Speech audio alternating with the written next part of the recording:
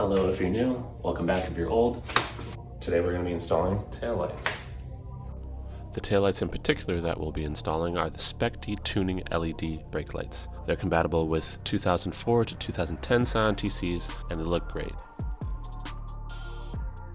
Spec-D tuning has been in business since 2003 and has progressed throughout the years to bring a higher level of excellence and service to their customers. Their company is well staffed with employees within all departments that aim to have exceptional service from pre-sale to post-sale. They boast that all products are DOT and SAE compliant, made in an ISO certified manufacturer using materials to meet or exceed OEM requirements. This is a direct bolt-on application and requires no wiring, no modification. Things that you'll definitely need. A 10. This is where your 10s would be if you had any. Phillips screwdriver, for sure. And of course, Spec-D taillights, the only taillights you should ever buy for this car. Smoke housing, of course, dark like our soul. And today I'm going to be installing them as fast as possible. Fastest taillight install ever. Now that we have the essentials down, I'm going to set a timer. Start it now. Now don't worry, I will go back and explain how I go through this process and what you should do to avoid the same mistakes that I made and the problems that I ran into, but we hit a roadblock and we're gonna point that out in a sec. I do end up getting both taillights out, but there is some water damage that probably led to the issue that is foreshadowed in this, but this car was sitting outside for the better portion of 2 years, so we can't really be mad at it. Exhibit A of the problems we ran into. This water actually corroded some of the connectors to the new light, so I'm pretty sure that's why it's not working. Nonetheless, we push on for you, the viewer.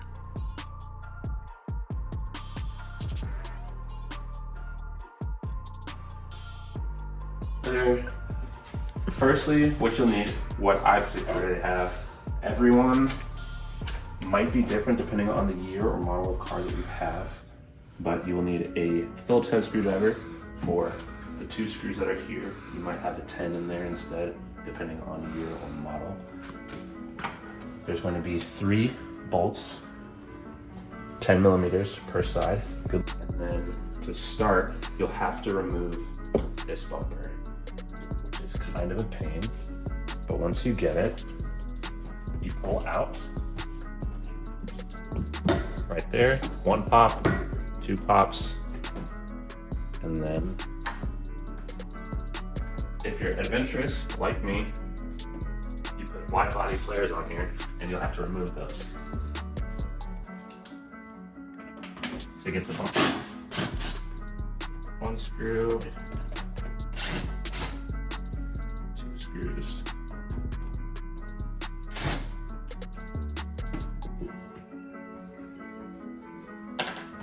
Once that's off, you probably don't have that. You can just pop these out. They have little clips right here. 1 pop, 2 pops. Remove your bolts from the inside. There's gonna be a cover right here. We'll remove that. Remove our bolts.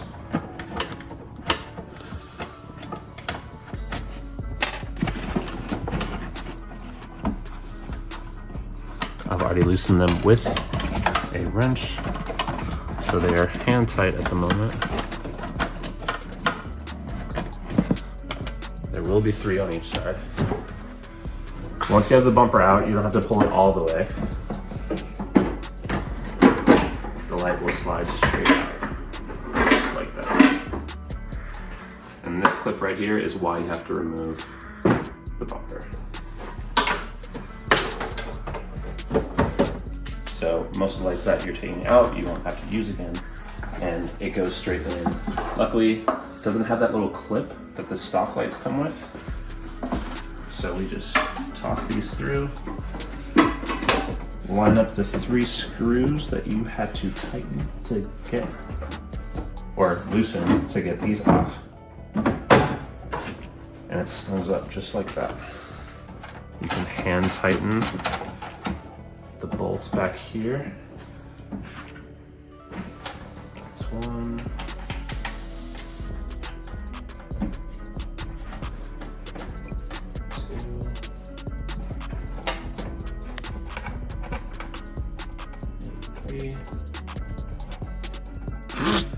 You're annoying.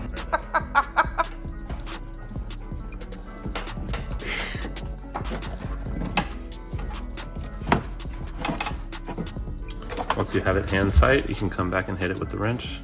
I have a small one that I broke.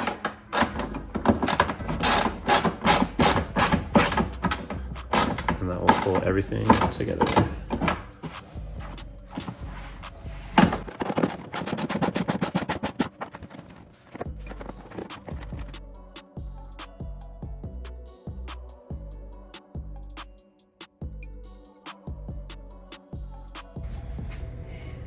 Super loud. So you don't have to record this one because it's the exact same as the other side. Okay, go ahead and say, hey, we're gonna do this off camera. Hey, so we're gonna do this off camera because it's the same as the other side that we just did. So what I will say about Spec-D is that they really did a good job about giving you an educated instruction manual on how to do this. However, I got a little overzealous and took this harness off that's needed to attach the new LEDs. So make sure you don't skip that step. This clips back in here. And you'll need one for your nighttime running lights and one for your brake lights. And they slide right in. Or should, if you line it up correctly.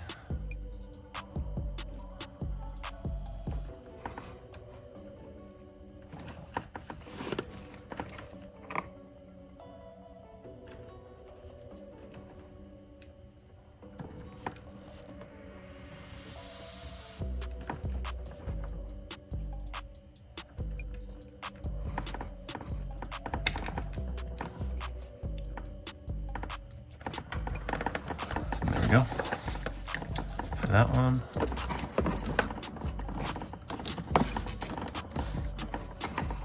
And for that one. That one went in a little easier than the other one. Once you have it snug, they will give you your reverse light.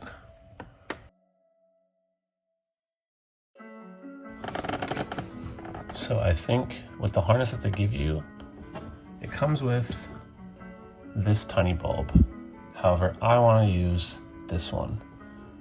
And I'm pretty sure we can bypass the whole thing because these are almost identical. Let's find out. Peel it back. Find a nice contact point. Stick it on. That is not going anywhere. Take your cover, pop it back, done deal. Hey, so we're gonna do this off camera because it's the same as the other side that we just did. I'm not gonna lie to y'all, the passenger side, way worse. So much harder. But we finally got it. I dropped the reverse light. I pulled off the bumper. I pulled off the fender flare.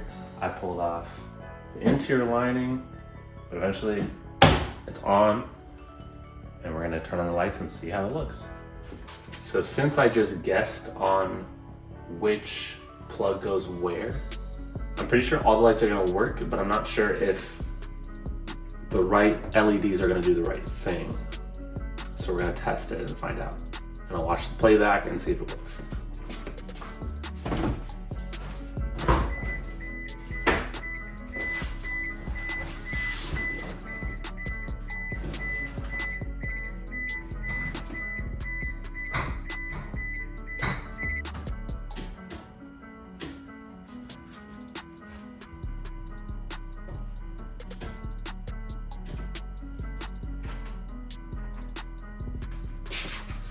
or blinkers aren't working for some reason.